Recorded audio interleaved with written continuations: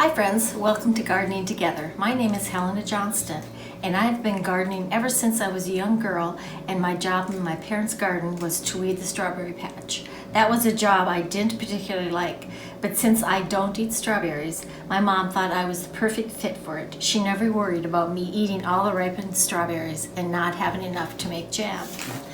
Over the years, I've always had some kind of garden, from small to big, growing all kinds of vegetables, rhubarb, strawberries, raspberries, and flowers.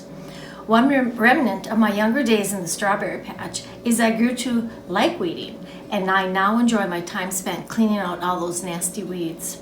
My garden today is a mixture of vegetables in raised beds and pots, high up and away from rabbits, rhubarb, strawberries, and a variety of perennial flowers, daylilies, phlox, irises, asters, chrysanthemums, peonies, poppies, black-eyed Susan, purple coneflower, astilbe, hostas, bee balm, sedum, and a few I can't think of at the moment.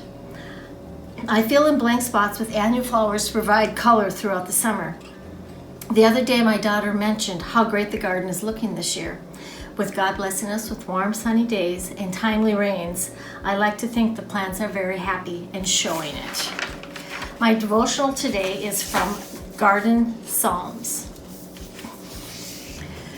The wonderful odor of freshly cut grass, rich and clean smelling, is loved the world over by gardeners.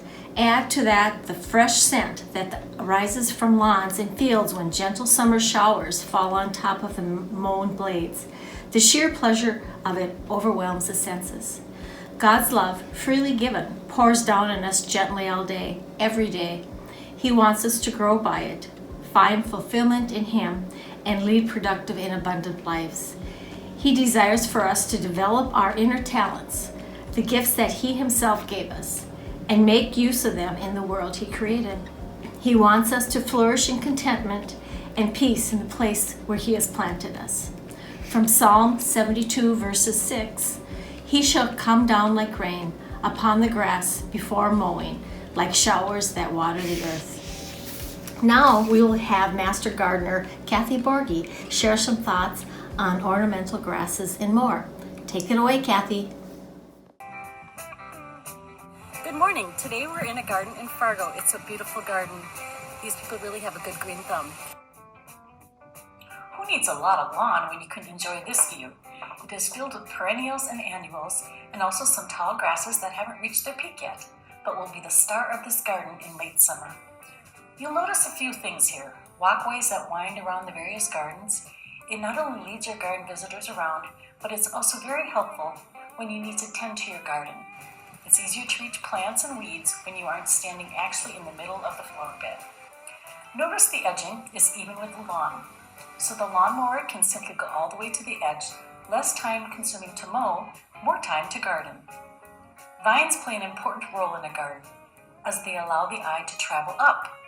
A popular variety is CLEMATIS, beautiful purples and pinks. They bloom each year. Honeysuckle is a favorite for hummingbirds. And then there are morning glories. Start by seed in a bowl of water the night before planting. The next day, their outer seeds start softening and they'll sprout up faster when planted. Ornamental grasses are a recent new favorite among gardeners. This is KARL FOERSTER, a ball grass, which means it won't spread like crazy. It'll just get bigger staying in the same space. But you'll want to dig it up and cut it into fourths when you see a hole in the middle. That means it's ready to be divided to make more. A silver AMUR is a spreader, but has beautiful tall plumes. It's hard to contain in one spot, so be sure you have plenty of space. Striper grass like ribbon grass and zebra grass are two varieties worth trying.